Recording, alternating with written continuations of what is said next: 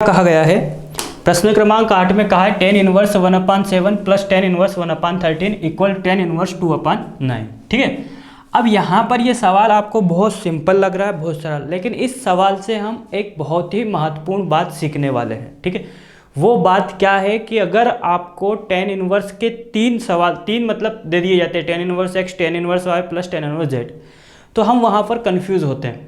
Confusion कैसे होगा उसका आपको ये बात मैं जो बोल रहा हूँ कब समझ में आएगी, इसके बाद वाले सवाल में ये बात आपको समझ में आ जाएगी। तो मैं आपसे यहाँ पर ये कहना चाहता हूँ कि आप इस सूत्र का, जैसे कि यहाँ पर ये जो सूत्र होता है हम पढ़ते हैं tan inverse x plus tan inverse y। ठीक है, ये कब अप्लाई कर सकते हैं, ये कब हम इस सूत्र का उपयोग कर सकते हैं। ठीक है, ये बात मैं अभी आपको बताने वाला हूँ। तो देखिए tan inverse x plus tan inverse y बराबर आ जाएगा tan inverse x plus y 1 minus x y. ठीक है, ये आ गया। अब इतना आने के बाद आपको इसमें क्या करना है। ठीक है, इतना करने के बाद आपको यहाँ पर x और y दिया है। ठीक है, तो इस x y को यहाँ पर इसकी कंडीशन होती है x और y लेस देन 1, मतलब x और y इन दोनों का जब आप आपस में मल्टीप्लाई करते हो तो वो 1 से छोटा आना चाहिए। अगर 1 से बड़ा आ गया तो इसका मतलब ये है कि आप इस सूत्र को अप्लाई नहीं कर सकते हो, ये इस सूत्र का नियम होता है। ठीक है, किसी भी सवाल में जब सवाल नहीं होगा, क्योंकि सूत्र का मतलब होता है बंधा हुआ, किसी नियम से बंध जाना। अगर वो उस नियम का पालन नहीं करेगा, उस नियम से बंधा नहीं रहेगा, तो वहाँ पर हम उस सूत्र को अप्लाई नहीं कर सकते हैं। तो यहाँ पर ये जो बात मैंने आपको बताई है, इसके बाद वाले सवाल में आप मिस्टेक कर सकते हो, इसमें तो आप मिस्टेक नहीं करोगे, क्योंकि ये वाला सूत्र इस सवाल पर अप्लाई होगा। अब मैं इसको चेक करके बता देता हूँ कि कैसे होगा। जब आप 1/7 का डिवाइड करोगे तो कितना आ जाएगा 0.14। अब इसके बाद आप 1/13 का कीजिए, तो 1/13 का करोगे तो आपको प्राप्त हो जाएगा 0.07।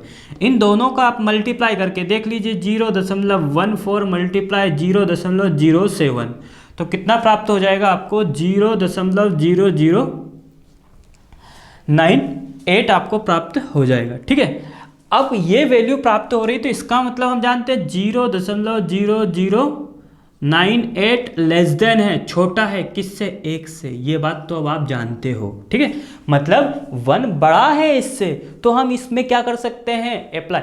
अब हर सवाल में तो हम ये ऐसे चेक करके देख नहीं सकते। ठीक है, तब वहाँ पर आपको कभी कभी उस सवाल में ये समझ लेना है। ठीक है, इस बात को अपने माइंड में लेकर आ जाना है। तो देखिए यहाँ पर हम सबसे फर्स्ट में क्या करते हैं, ये तो हमने रफ वर्क आपको समझाया था। अब हम यहाँ पर लिखते हैं हल लिखने के बाद हम डायरेक्ट लेते हैं इसका लेफ्ट हैंड साइड। ठीक है, अब हमने इसमें लेफ्ट हैंड साइड लिया है, तो लेफ्ट हैंड साइड क्या है हमारा, लेफ्ट हैंड साइड है tan inverse 1/7 plus tan inverse 1/13। ठीक है, tan inverse 1/7 plus tan inverse 1/13। अब यहाँ पर इसमें हमको क्या ऐसी बात है जो हमको समझना है, तो इसमें समझने वाली बात सिर्फ इतनी सी है। इसमें हम ये सूत्र अप्लाई कर देंगे तो ये आ जाएगा tan इनवर्स 1/7 प्लस 1/13। ठीक है, और यहाँ आ जाएगा 1 माइनस 1/7 मल्टीप्लाई 1/13। ठीक, और ये चूंकि करके आपने इधर साइड में सूत्र लिख दिया। अब ये बात हम यहाँ पर रफ कर देते हैं। ठीक, ये आपको समझने के लिए थी। अब हम क्या करेंगे, यहाँ पर हम इसको सोल्व करेंगे, तो ये आ जाएगा हमारा tan इनवर्स। ठीक है, tan इनवर्स 13 प्लस 7, और यहाँ आ जाएगा 91। ठीक है, यहाँ आ जाएगा 91 माइनस 1, और यहाँ आ जाएगा 91। ठीक, 91 से 91 को हम डिलीट कर देंगे, इसको हटा दिया। अब हमको कितना प्राप्त हो जाएगा, टेन इनवर्स, ठीक है। कितना आ जाएगा हमारे पास यहाँ पर 20 और नीचे कितना आ जाएगा 91 में से 90 और 0 से 0 कैंसिल कर दी तो ये आ जाएगा हमारे पास टेन इनवर्स 2/9, ठीक है। तो यहाँ पर जब हम लेफ्ट हैंड साइड लेकर चले थे तो हमको क्या प्राप्त हो गया यहाँ पर, राइट हैंड साइड, ठीक है। तो ये आ गया हमारा लेफ्ट हैंड